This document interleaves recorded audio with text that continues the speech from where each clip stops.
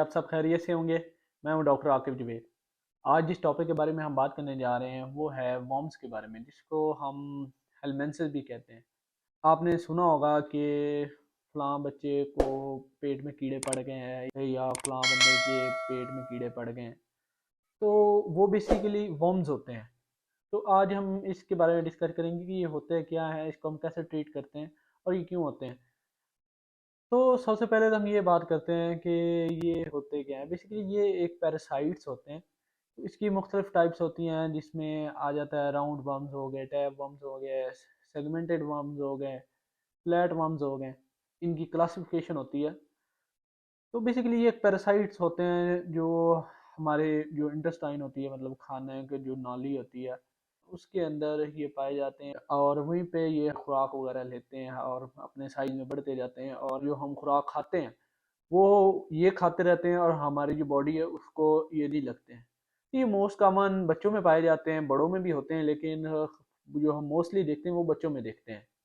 वो बच्चों में इस वजह से देखते हैं क्योंकि बच्चे जो होते हैं वो हाइजीन का ख्याल नहीं रखते, मतलब सफाई का ख्याल नहीं रखते हैं। उसके अलावा जैसे गंदे हाथ होते हैं उसी हाथों से खाने लग जाते हैं, जिसकी वजह से ये उनमें होते हैं।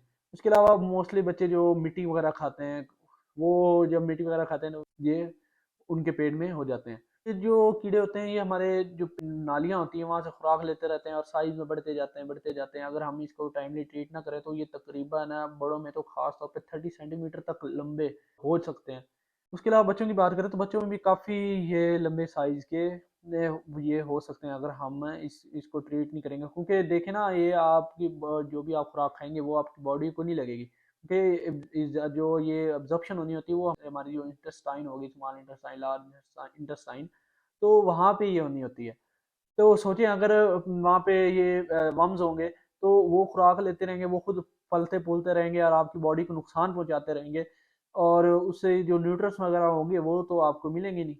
तो इसका पता कैसे चलता है? तो बेसिकली ये होता है कि इसमें जो हमें अलामात आती है वो बेसिकली ये होती है कि बच्चे होते हैं उनको उल्टियाँ वगैरह आने लग जाती है, पेट खराब रहता है, पेट में दर्द रहता है, लूज स्टूल वगैरह जिसको हम पेचेस वगैरह कहते हैं, तो वो स्टार्ट हो जाते हैं। इसके अलावा वो थका थका रहता है। कुछ बच्चों में हम खून की कमी भी देखते हैं, वो भी इनकी वजह से होते हैं। उसके अलावा बड़ों में भी तकरीबन यही अलामात आ रही होती हैं। मोस्टली लोगों में अनीमिया की भी शिकायत जाती है, जिसका मतलब ये है कि खून की कमी भी हो जाती है। वो इस वजह से होती है क्योंकि ये खुराक के साथ जो खुराक के न्यूट्रिएंट्स वगैरह होते हैं वो भी खा रहे होते हैं, साथ जो इंसान होता है उसकी ये खून वगैरह भी पी रहे होते हैं।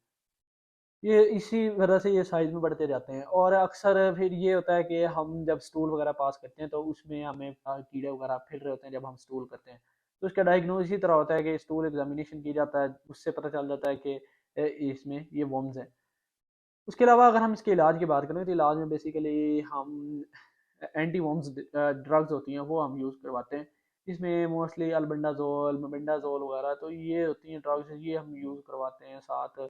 और पेशेंट को कहते हैं कि जितनी ज़्यादा आप खुराक खाएंगे उतना आपका फ़ायदा है। वो इस वजह से क्योंकि जितना वो ज़्यादा खाएगा उतना ही वो ज़्यादा पखाना करेगा और वो जितने पेट से उसके जो पेट से कीड़े होंगे वो और ज़्यादा वो खारिज होंगे, निकलेंगे। और उनको शुगर से रोकते हैं ताकि जो कीड़े हैं ये और ज़्यादा वर्स ना हो जाए, क्योंकि ये जो शुगर जब भी खाते हैं शुगर से ये और ज़्यादा वर्स हो जाते हैं। और उनको नरम ग़िज़ा पे रखते हैं ताकि ये जल्द अज जल्द ठीक हो सके। और खाना तकरीबन हर 30 to 40 मिनट्स के बाद या 1 घंटे के बाद कुछ ना कुछ खाते रहना चाहिए, क्योंकि उससे ये होगा कि जितना ज़्यादा आप पखाना करेंगे उतना ज़्यादा ये खारिज होंगे। उसके अलावा अगर हम इसकी प्रिवेंशन की बात करें तो प्रिवेंशन में मेन चीज़ ये होती है कि आपने अपनी हाइजीन का ख्याल रखना है, अपने बच्चों की हाइजीन का ख्याल रखना है। जब भी उनको खाना खिलाएं तो उनके हाथ वगैरह वाश हों। उसके अलावा अगर कोई बच्चे मिट्टी वगैरह खाते हैं तो उससे उसको अवॉइड करवाएं। और अपनी ये जो कंटामिनेटेड वाटर हो गया, मतलब गंदा पानी, गंदा खाना, उससे अवॉइड करवाएं ताकि वो इस चीज़ से बच सके। और अगर आपको इस तरह की कोई सिम्टम वगैरह आ रही है या आपके बच्चों को आ रही है तो आप फ़ौरन डॉक्टर से रजू करें ताकि वो टाइमली इसको डायग्नोज कर सके और इसका प्रॉपर ट्रीटमेंट स्टार्ट कर सके। उम्मीद है आपको इसके बारे में क्लियर हो चुका होगा। मिलते हैं नेक्स्ट वीडियो में एक नए टॉपिक के साथ। मेरी वीडियो को ज़्यादा से ज़्यादा शेयर कीजिएगा ताकि ये जो मैसेज है ये मुख्तलिफ लोगों तक पहुँच सके। मिलते हैं नेक्स्ट वीडियो में एक नए टॉपिक के साथ। खुदा हाफिज़।